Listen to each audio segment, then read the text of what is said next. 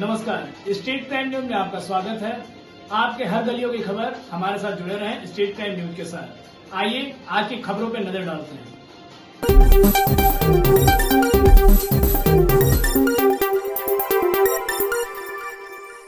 एक के बाद जब यहां पे मैं स्वागत भाषण के लिए उपस्थित हुआ था तो आपकी ओर से एक ही आवाज आई थी कि योगी जी एक काम करो और मंदिर का, और वही उत्साह की परीक्षा की घड़ी आ चुकी है अयोध्या के लिए, उत्तर प्रदेश वासियों के लिए।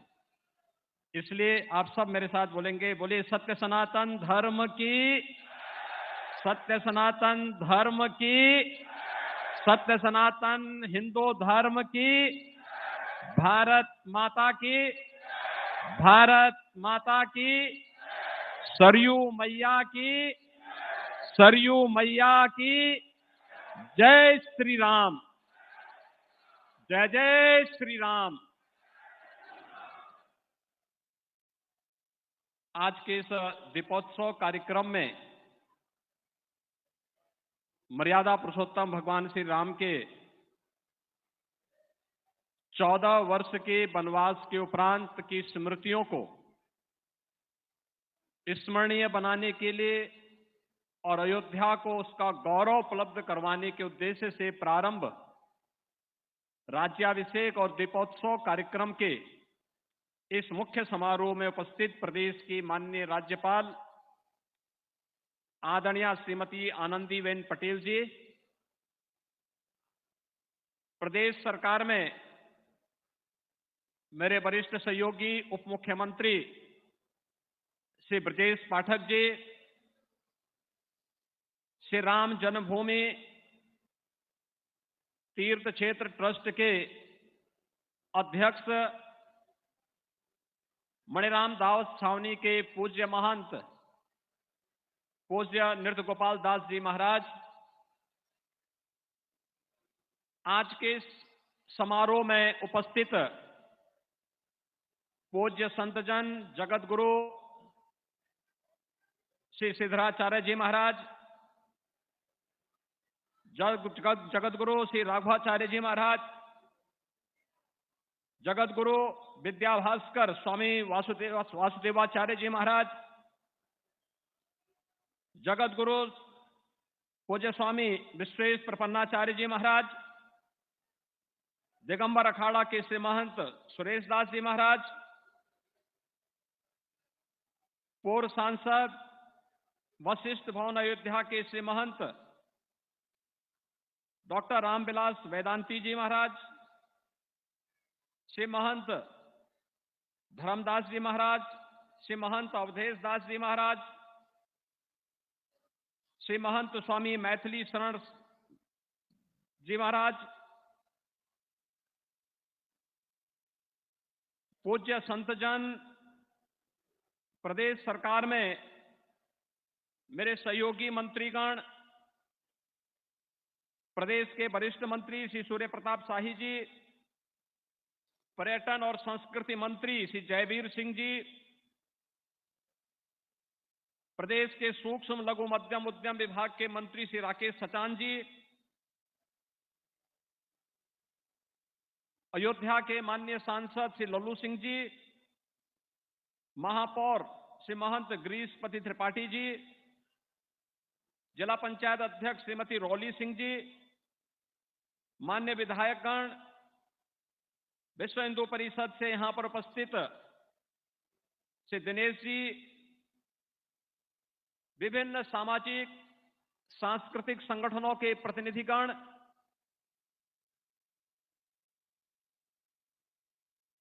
और उपस्थित सभी भाइयों बहनों, सबसे पहले अयोध्या वासियों को और प्रदेशवासियों को दीपावली की और इस दीपोत्सव की हृदय से बधाई देते हुए आप सबका मैं अभिनंदन करता हूं। हम सब ने अभी हजारों वर्ष पहले प्रभु श्री राम पुष्पक विमान से अयोध्या आए होंगे। उस दृश्य को संजीव बनाने के लिए प्रदेश सरकार के वाहन से एक हेलीकॉप्टर से प्रभु राम अयोध्या में आए। भरत मिलन का कार्यक्रम संपन्न हुआ और अभी माननीय राज्यपाल महोदय, पूज्य संतों और प्रदेश सरकार के मंत्रियों, अधिकारियों और सामाजिक जीवन से जुड़े हुए विभिन्न विभूतियों ने भगवान राम की अर्चना की। राज्याभिषेक के इस कार्यक्रम के हम सब साक्षी बने हैं। हम सब सौभाग्यशाली हैं कि इस कार्यक्रम के हम साक्षी बन रहे हैं। यह दुनिया के 100 से अधिक देशों में पूरा कार्यक्रम लाइव हो रहा है और हर जगह इस कार्यक्रम को दिखाया जा रहा है कि कैसे उस समय भगवान राम आए होंगे और कैसे पुष्पक विमान उतरा होगा और कैसे फिर देवताओं ने आकाश से पुष्प वर्षा की होगी। यह दृश्य भी आप सब ने आज यहां पर पुनः देखा होगा। भाइयों बहनों, आज से 7 वर्ष पहले जब हम लोगों ने अयोध्या के दीपोत्सव के कार्यक्रम का शुभारंभ किया था, एक असमंजस की स्थिति थी। कार्यक्रम होना है, नहीं होना है, दीपावली का अयोध्या के साथ जुड़ाव होने के साथ साथ इसका परिणाम क्या होगा। और उस समय सरकार के निर्णय, उस समय के हमारे सभी सहयोगियों ने मिलकर के पूज्य संतों के सहयोग से, जनप्रतिनिधियों के सहयोग से जिस कार्यक्रम को आगे बढ़ाया, आज वह उत्तर प्रदेश का और अयोध्या का एक न केवल बड़ा कार्यक्रम बना है बल्कि आदरणीय प्रधानमंत्री जी की एक भारत श्रेष्ठ भारत की परिकल्पना को साकार करता हुआ देश और दुनिया का एक यूनिक इवेंट भी बन रहा है।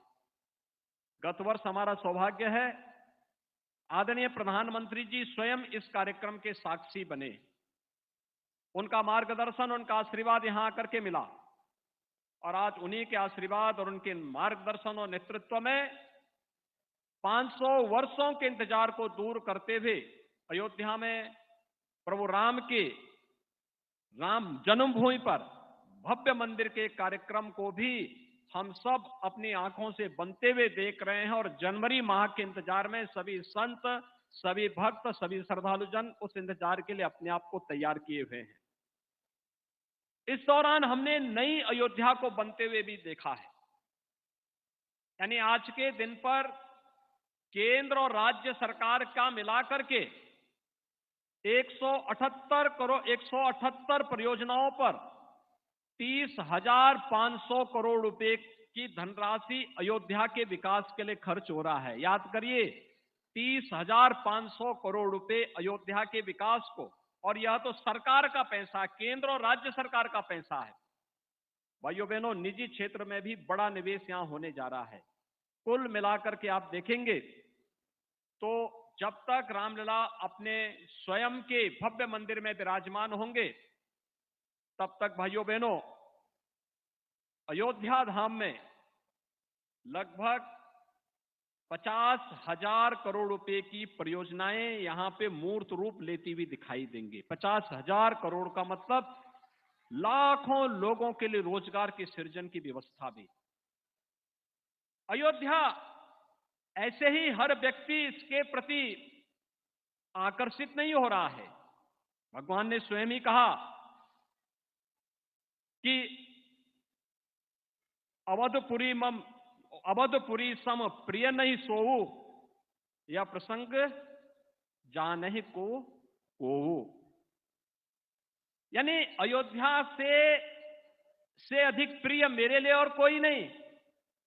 यह प्रसंग हर कोई नहीं जानता है। और भाइयों बहनों, अयोध्या को भगवान राम के ही अनुसार उनकी प्रिय नगरी के रूप में प्रस्तुत करने का दायित्व तो डबल इंजन की सरकार पूरी प्रतिबद्धता के साथ निर्वहन करने के लिए तैयार है। और पिछले 9.5 वर्ष से प्रधानमंत्री मोदी जी के नेतृत्व में पूरे देश में और उत्तर प्रदेश में पिछले 6-6.5 वर्ष से जिन कार्यक्रमों को हम लोगों ने यहां पर प्रभावी ढंग से लागू करने का कार्य किया है, वे सब भी आपके पास हैं।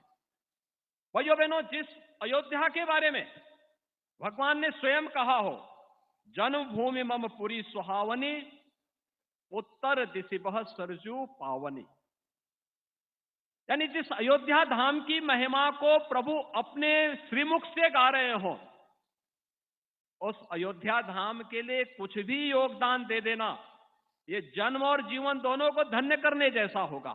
और भाइयों बहनों, उसी जन्म और जीवन को धन्य करने के लिए ये जनता जनार्दन भी, पूज्य संत जन भी, महामहिम राज्यपाल जी भी और सरकार के मंत्री और अधिकारीगण भी यहां पर उपस्थित होकर के अपने जन्म और जीवन दोनों को धन्य करने के लिए, लोक कल्याण के उस हेतु को आगे बढ़ाने के लिए आज यहां पर उपस्थित हुए हैं। और भाइयों बहनों, उसी अभियान के लिए आज हम सब आपसे कहने के लिए आए हैं कि अयोध्या के बारे में भगवान ने एक और बात कही कि अति प्रिय मोही यहां के वासी, यानी यहां के वासी मुझे बहुत प्रिय हैं। भाइयों बहनों, अगर प्रिय हैं तो हमारा क्या काम है, हमारा भी तो कोई दायित्व तो बनता है। अयोध्या वासियों को मैं एक बात के लिए आश्वस्त करता हूं कि डबल इंजन की सरकार विकास के कार्यों के लिए और अयोध्या को दुनिया की सुंदरतम नगरी बनाने के लिए जिसका स्वरूप उभर रहा होगा, जिसका एक झलक आप देख रहे होंगे। और पिछले 6 बार के दीपोत्सव के कार्यक्रम का परिणाम आज आपको अयोध्या में इस विकास के इस मूर्त स्वरूप को और भगवान राम के इस भव्य मंदिर को देख करके भी एहसास हो रहा होगा। हमारे पूर्वजों ने दीप प्रज्वलन और दीपदान की महत्ता को वैसे ही नहीं रेखांकित किया है। इसके आध्यात्मिक, इसके भौतिक महत्व भी हैं, इसके आधिदैविक महत्व भी हैं, और इन सभी महत्वों को रेखांकित करने के लिए ही हमारे यहां इसको एक धार्मिक कर्मकांड के साथ और आयोजनों के साथ जोड़ा गया, और उसके परिणाम आज यहां पर देखने को मिल रहे हैं। लेकिन अयोध्या वासियों की जिम्मेदारी भी बनती है, जब भगवान रामलला अपने भव्य मंदिर में विराजमान होने के लिए स्वयं आ रहे हैं, 500 वर्षों का एक लंबा इंतजार, कितनी सौभाग्यशाली हमारी पीढ़ी है। पूज्य संतों ने, राजा महाराजाओं ने, योद्धाओं ने, वीर योद्धाओं ने अनेक युद्ध लड़े, और भाइयों बहनों, यहां पे विश्व हिंदू परिषद और राष्ट्रीय स्वयंसेवक संघ के नेतृत्व में चला एक सदी का सबसे बड़ा सांस्कृतिक अभियान, सदैव अशोक सिंघल जी के नेतृत्व में पूज्य संतों ने, पूज्य संत शंकराचार्य स्वामी संतान शांतानंद जी महाराज रहे हो, परमहंस रामचंद्र दास जी महाराज रहे हो, स्वामी वामदेव जी महाराज रहे हो, या फिर गोरखपीठ की परंपरा, चाहे वह पूज्य महंत दिग्विजय नाथ जी महाराज रहे हो, चाहे पूज्य महंत वैद्यनाथ जी महाराज रहे हो, पूरा जीवन एक ही ध्येय को लेकर के, और वह ध्येय था कि भगवान राम के भव्य मंदिर को पुनर्स्थापना के कार्यक्रम को हर हाल में होना है।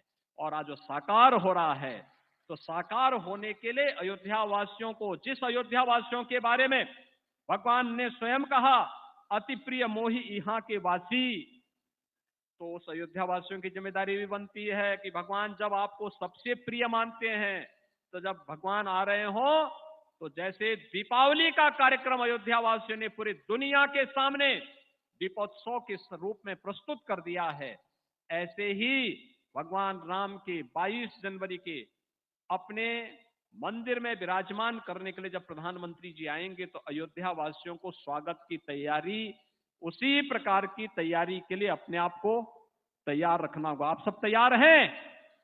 सभी लोग तैयार हैं? जय जय सीताराम। सभी लोग तैयार हैं?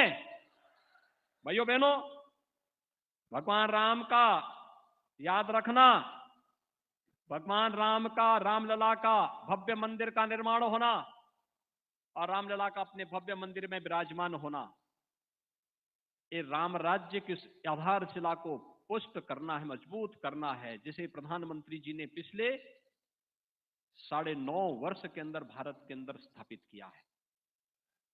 राम राज्य दैहिक दैविक भौतिक तापा, राम राज नहीं काहू व्यापा, सब नर करहि परस्पर प्रीति, चलहि स्वधर्म नृत सुत नीति। भाइयों बहनों, दैहिक दैविक और भौतिक तीनों प्रकार के ताप, चाहे वह कोई आपदा हो, दैवीय आपदा हो, आतंकवाद की समस्या हो, नक्सलवाद की समस्या हो, हिंसक जानवरों की समस्या हो, या फिर किसी भी प्रकार की दुख और दरिद्र, शारीरिक और मानसिक पीड़ा हो, इन सब से मुक्ति एक ऐसी व्यवस्था जो हर व्यक्ति को खुशहाली के मार्ग पर आगे ले जा सके। गरीबों के लिए जो योजनाएं बनी, हर घर में शौचालय बन गया, हर गरीब के लिए आवास की व्यवस्था हो गई, हर गरीब को विद्युत की कनेक्शन मिल गए, हर गरीब के घर में स्वस्थ ईंधन के लिए उज्ज्वला योजना के कनेक्शन मिल गए, हर गरीब के स्वास्थ्य के लिए आयुष्मान भारत की 5 लाख रुपए की स्वास्थ्य बीमा का कवर मिल रहा है, हर गरीब के लिए वे सभी सुविधाएं। और अपने और पराये का आभास भाइयों बहनों तब होता है जब व्यक्ति संकट में होता है। हमने पहले दीपोत्सव को पूरी भव्यता के साथ एक नई ऊंचाई तक पहुंचाते रहे, लेकिन अगले 3 वर्ष हमारे लिए कठिन थे जब कोरोना महामारी ने आ घेरा था, लेकिन तब भी हमने दीपोत्सव के कार्यक्रम को बाधित नहीं होने दिया। और हम तो आभारी हैं, माननीय राज्यपाल महोदय भी इस हर कार्यक्रम में भागीदार बनती थी। कितनी भव्यता के साथ ये सभी कार्यक्रम होते थे। और उस समय फ्री में टेस्ट, फ्री में उपचार, फ्री में वैक्सीन, दुनिया के अंदर वैक्सीन फ्री में देकर के कोरोना जैसी दुनिया की इस सदी की सबसे बड़ी महामारी को ऐसे समाप्त किया प्रधानमंत्री जी ने जैसे छू मंतर होकर के एकदम वैक्सीन रामबाण साबित हो गई। भारत का वैक्सीन सबसे प्रभावी हुआ। मात्र 9 महीने के अंदर वैक्सीन बन जाना आज तक कभी नहीं बन पाया, अकेले भारत ने बना के दिखाया। ये नेतृत्व का गुण है। और भाइयों बहनों, यही नहीं, इस दौरान कोई भूखमरी का शिकार भी न हो। अगर राम राज्य की बात कर रहे हैं, जाति मत और मजहब के आधार पर नहीं, सर्वे भवन्तु सुखिनः सर्वे सन्तु निरामया के भाव के साथ कार्य करेंगे। सबका साथ और सबके विकास के भाव के साथ जो कार्य किया वो परिणाम भी हमारे सामने। 80 करोड़ लोगों को पिछले 3 वर्षों से फ्री में राशन, और अगले 5 साल तक भी फ्री में राशन सबको प्राप्त होता रहेगा। किसी को चिंता करने की आवश्यकता नहीं, क्योंकि डबल इंजन की सरकार भगवान राम को आराध्य मान करके, आदर्श मान करके कार्य कर रही है। और उसी भगवान राम को आदर्श मान करके आज एक बार फिर हम सब अयोध्या में आए हैं। अयोध्या वासियों की जिम्मेदारी अब और ज्यादा बन रही है। आतिथ्य सेवा का, अतिथि देवो भव का एक पवित्र अभियान के साथ हमें जुड़ना है। याद रखना, अयोध्या में जितने पर्यटक और श्रद्धालु वर्तमान में आ रहे हैं, 22 जनवरी के बाद यानी मकर संक्रांति के बाद इसकी संख्या इससे 10 गुना होने जा रही है।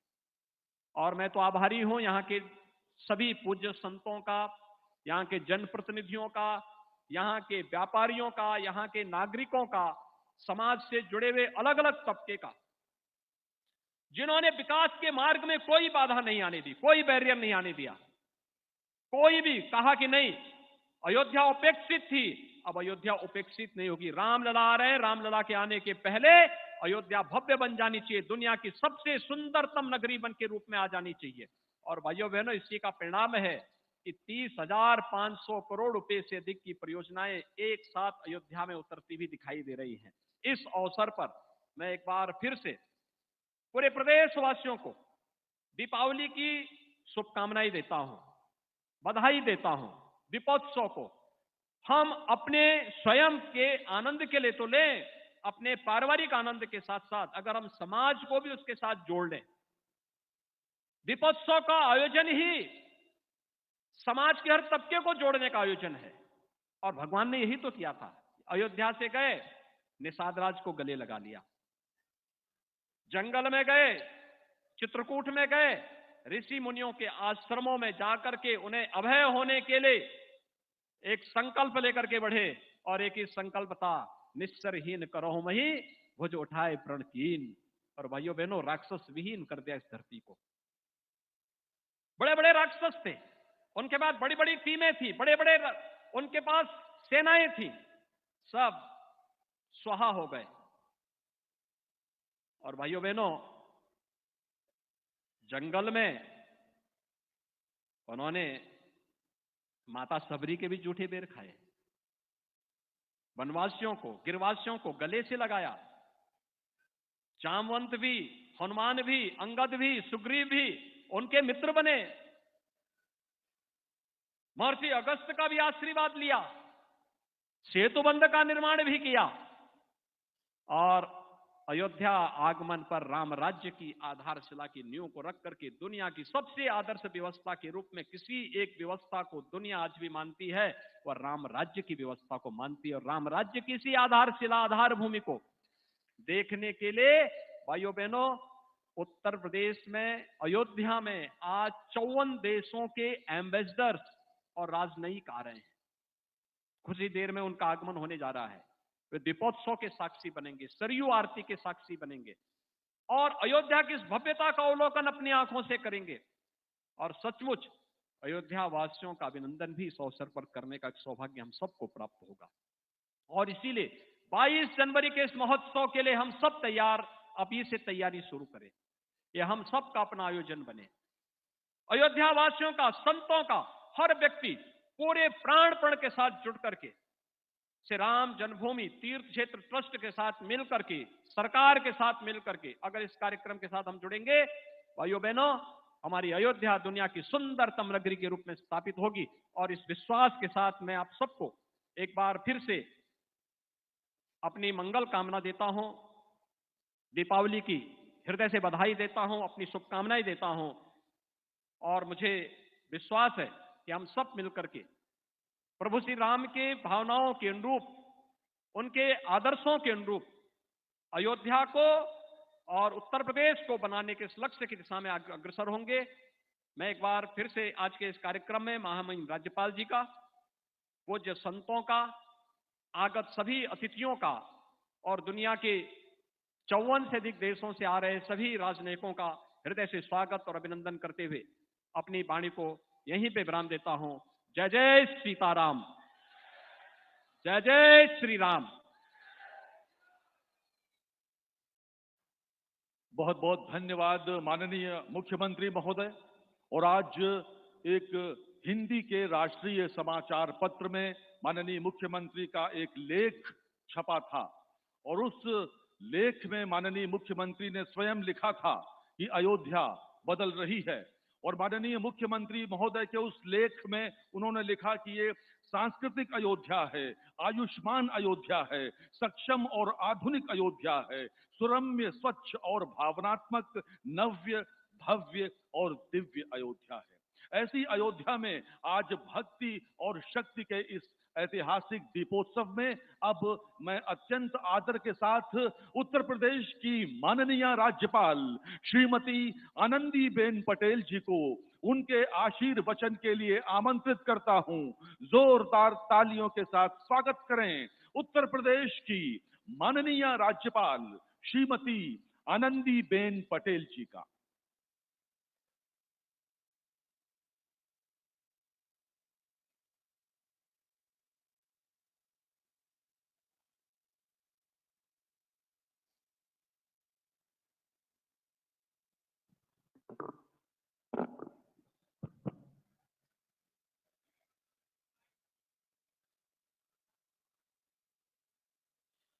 उत्तर प्रदेश के यशस्वी मुख्यमंत्री आदरणीय योगी आदित्यनाथ जी, माननीय उप मुख्यमंत्री श्री ब्रजेश पाठक जी, पूज्य नृत्य गोपाल दास जी महाराज, माननीय मंत्री श्री जयवेशी जी, माननीय मंत्री श्री सूर्य प्रताप शाही जी, उपस्थित सभी संतगण, आमंत्रित सभी महानुभाव, अलग अलग देशों से आए हुए राजनयिक, देवी और सज्जनों, अध्यात्म नगरी, संस्कृति पर्यटन की नगरी अयोध्या में आप सबका मैं स्वागत करती हूँ। भारतीय संस्कृति में पर्वों का विशेष महत्व है। तमसो मा ज्योतिर्गमय का प्रतीक पर्व दीपावली हमें अंधेरे से लड़ने की प्रेरणा देता है। कई श्रृंखला में मनाए जाने वाले ये पर्व हम सभी को सुख, समृद्धि और वैभव के साथ स्वस्थ तथा धन धान्य से परिपूर्ण रहने का संदेश देता है। वास्तव में हमारे सभी पर्व भारतीय संस्कृति और परंपरा को मजबूत बनाने में महत्वपूर्ण भूमिका निभाती है। मैं आप सभी को संपन्नता और समृद्धि के प्रतीक पावन पर्व दीपावली की हार्दिक शुभकामनाएं देती हूँ। आज हनुमान जयंती भी है।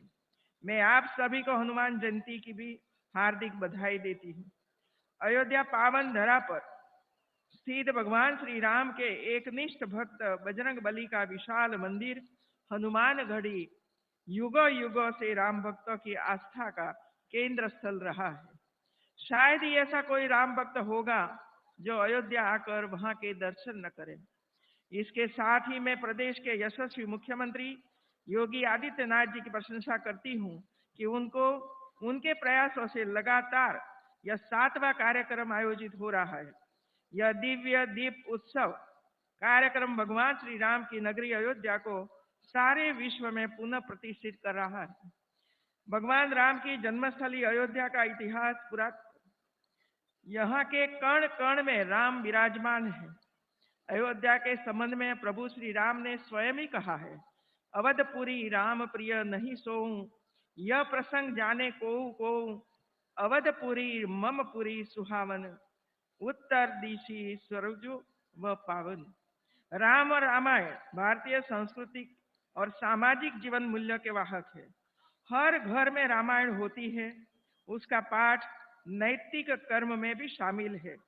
भाषा और संवाद की दृष्टि से भी रामलीला भारतीय संस्कृति परंपरा रही है। भारत सहित विश्व के कई देशों में रामलीला की शानदार परंपरा आज भी जीवंत है। वहां के लोगों की आस्था में अतीत में श्री राम किसी न किसी रूप में रचे बसे हुए हैं। श्री राम का स्नेह केवल मनुष्य तक ही सीमित नहीं था। उन्होंने गिद्धराज जटायु को उसके कर्मों से देखा और उन्हें पिता तुल्य प्रतिष्ठा प्रदान करते हुए उसका अंतिम संस्कार भी किया। राम का व्यक्तित्व नगरवन, वर्ण वर्ग, लिंग भेद और जड़ चेतन की सीमाओं को पार करने वाला है, अर्थात सर्वजन का कल्याण करने वाला है। भगवान श्री राम वनवासियों और आदिवासियों के पूजनीय हैं। वन में रहकर उन्होंने वनवासी और आदिवासियों को धनुष और बाण बनाना सिखाया, तन पर कपड़े पहनना सिखाया, गुफाओं का उपयोग रहने के लिए कैसे करें ये बताया और धर्म के मार्ग पर चलकर रीति रिवाज कैसे संपन्न करें यह भी सिखाया। उन्होंने आदिवासियों के बीच परिवार की धारणा का भी विकास किया और एक दूसरे का सम्मान करना भी सिखाया। उन्हीं के कारण हमारे देश में आदिवासियों के कबीले नहीं समुदाय होते हैं। श्री राम को 14 वर्ष का वनवास हुआ था। उनमें से 12 वर्ष उन्होंने जंगल में रहकर ही काटे। 12वें वर्ष की समाप्त के दौरान सीता का हरण हो गया, तो बाद के 2 वर्ष उन्होंने सीता को ढूंढने, वानर सेना का गठन करने और रावण से युद्ध करने में गुजारे। 14 वर्ष के दौरान उन्होंने बहुत ही महत्वपूर्ण कार्य किए हैं, जिसके चलते आज भी हमारे देश और देश के बाहर राम संस्कृति एवं धर्म को देखा जा सकता है। श्री राम का चरित्र हम भारतीयों को सेवा, त्याग, सत्य और न्याय के भाव का संदेश देता है। इतना ही नहीं, इसमें करुणा, शांति, प्रगति और संवेदना सब कुछ समाया है। उनका अलौकिक चरित्र हमारे लौकिक व्यवहार और विचार को भी परिष्कृत कर सकता है। अयोध्या धाम में श्री राम मंदिर हमारी सांस्कृतिक एकता और वसुधैव कुटुंबकम का प्रतीक है। अयोध्या धाम का विकास एक विश्व पटल पर स्थापित धार्मिक पर्यटन नगरी के रूप में हो रहा है। मंदिर निर्माण के फलस्वरूप अयोध्या धाम में रोजगार सृजन एवं आर्थिक गतिविधियों का भी उन्नयन होगा। इस क्षेत्र में पूरे अर्थतंत्र में बदलाव एवं हर क्षेत्र में सभी लोगों के लिए अवसर की उपलब्धता होगी। आज के अवसर पर मैं इतना अवश्य कहना चाहूंगी कि श्री राम का जीवन एक जन कल्याण से जुड़े उनके भाव सबसे अधिक प्रासंगिक है। राम का जीवन ऐसे आदर्शों और संघर्षों का एक ऐसा श्रेष्ठतम उदाहरण है जिन्हें जन सामान्य अपने जीवन में उतारे तो सभ्य और संवेदनशील समाज की रचना की जा सकती है। संयमित, मर्यादित और संस्कारित जीवन आज मानवीय मूल्यों की रक्षा के लिए जरूरी लगता है। सरयू के पावन तट पर प्रज्वलित दीप घाटों की छटा को मनोरम, अद्भुत एवं अविस्मरणीय बना रहे हैं। मुझे इस बात की प्रसन्नता है कि सरयू जी की पूजा एवं आरती का यह कार्यक्रम यहाँ उपस्थित जनसमूह को आनंदित एवं भक्ति के रस में सराबोर होने का अनूठा अवसर उपलब्ध कराया है। आज के पावन अवसर पर हम संकल्प लें कि भगवान राम के आदर्शों पर चले और वसुधैव कुटुंबकम की भावना को सार्थक बनाते हुए आत्मनिर्भर भारत के निर्माण में सहयोग करें। आज के अवसर पर मैं यह भी कहना चाहूंगी कि हर बार की तरह इस बार भी हमारे त्योहारों में हमारी प्राथमिकता हो वोकल फॉर लोकल और हम सभी मिलकर आत्मनिर्भर भारत के सपने को पूरा करें। दिवाली के लिए हम ऐसा सामान खरीदें जिसमें मेरे किसी देशवासी के पसीने की महक हो, मेरे देश की किसी युवा का टैलेंट हो, उसके बनने में मेरे देशवासी को रोजगार मिला हो। वैसे भी हम सभी लोगों को रोजमर्रा की जिंदगी की कोई भी आवश्यकता हो तो हम लोकल सामान को ही प्राथमिकता दें। अगर लोकल सामान खरीदते हैं तो मेक इन इंडिया को बढ़ावा मिलता है। मेक इन इंडिया से ही विकसित भारत का सपना साकार होगा। हम सब जब भारत में बने भारतीयों द्वारा बनाए गए उत्पादों से अपनी दिवाली रोशन करेंगे और अपने परिवार की हर छोटी छोटी आवश्यकता लोकल से पूरी करेंगे तो दिवाली की जगमगाहट और ज्यादा बढ़ेगी। इसके साथ ही उन कारीगरों की जिंदगी में एक नई सुबह आएगी और उनका जीवन शानदार बनेगा। अंत में मैं आप सभी को एक बार फिर दिवाली की पर्व की अनेक अनेक शुभकामनाएं देती हूँ। आप सभी परिवार सहित खुशियां मनाएं, स्वस्थ रहे, आनंद में रहे, यही मेरी शुभकामना है। जय हिंद, जय श्री राम।